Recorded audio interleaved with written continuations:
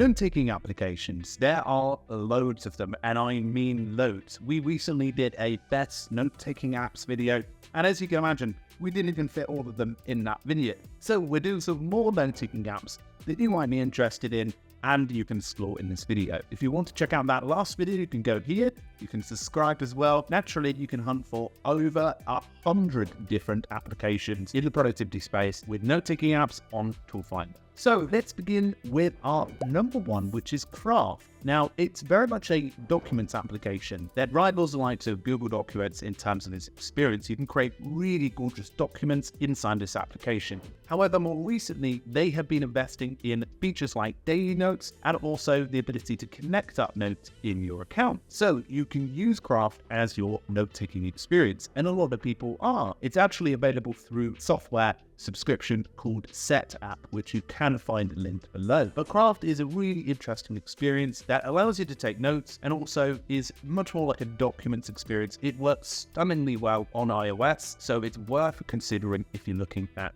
a documents feel to your notes experience. Next up is a very interesting one. It's called myMind. Now, I talk a lot about visual note-taking applications, but this one is very different. It's sort of like Pinterest and Evernote having a baby. It's like an application where you can bring in images, you can also save documents, you can also bring in bookmarks and store them in one location. And very much like your mind, it's searchable and uses AI to find the most relevant things within your mind. It's a very interesting application because you can take anything from small little notes all the way to ideas, articles that you've saved in the past, and it works as a knowledge base for all of your thinking. Now, the application is a little bit pricier, but a lot of people are looking at it as an alternative to a traditional note-taking experience. Next up is one called AFFiNE Pro. Now, I talked about this application and done a full review, which you can find linked below as well. But AFFiNE Pro allows you to combine the likes of documents with whiteboards, and it's a very interesting, unique experience that works really well. I originally first checked it out and was like, whiteboards and documents are going to be a messy experience, but they work very well together inside this application. I have my eyes on it firmly because I think it's that interesting. Now, if you want to visually demonstrate something for yourself, like an idea, thought, or maybe even a pitch or one of your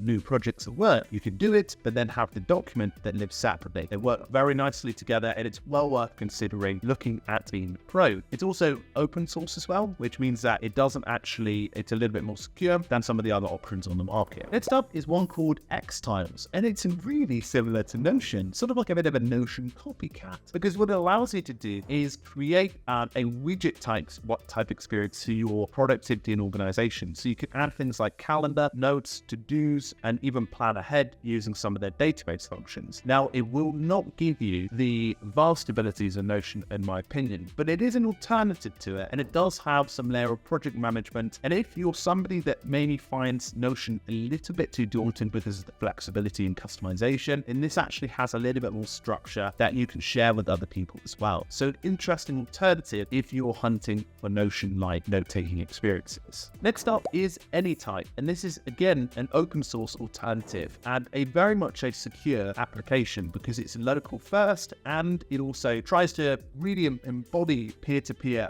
security from day one. This application works as a downloadable on Mac and Windows, and the application is really fast to use, allows you to create anything from a journal all the way to a team wiki base and much more. And it's really quite well designed.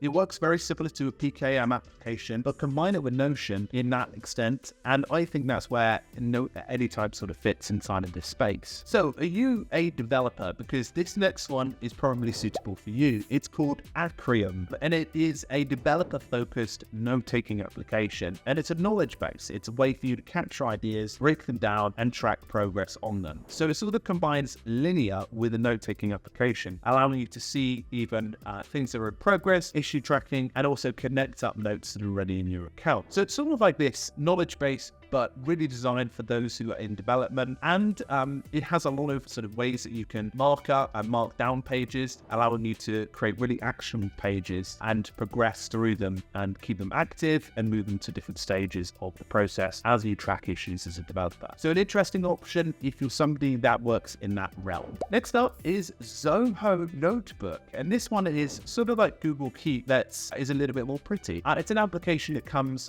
is available for free on a range of devices, including Android, Mac, and also Linux and Windows. But it has really nice cards, allowing you to add text, checklists, audio, photos, files, sketches, and it even has smart cards as well, which allow you to bring together notebooks inside of your account. You can have lovely notebooks, it's ad-free, and it works as part of the Zoho experience. So obviously they are well set up in terms of their lineup of products like CRM and also the likes of their projects management experience as well. So next up is the Napkin. It's available on desktop, but it also has a beta that's currently available on iOS. And it's trying to be the idea flow state or any notes that you have, and basically not just bring them to life, but allow you to capture them on the go, which is really good. It brings them back for reflection and it personally curates it using artificial intelligence and allows you to shape those ideas further. It's a very interesting new application and one that we're yet to review, but really need to already. So looking at the next one, Tana is one that has been talked about for some time. And to be honest, when I look at Tana, it freaks me out because there's quite a lot going on there. If you're somebody that really takes PKM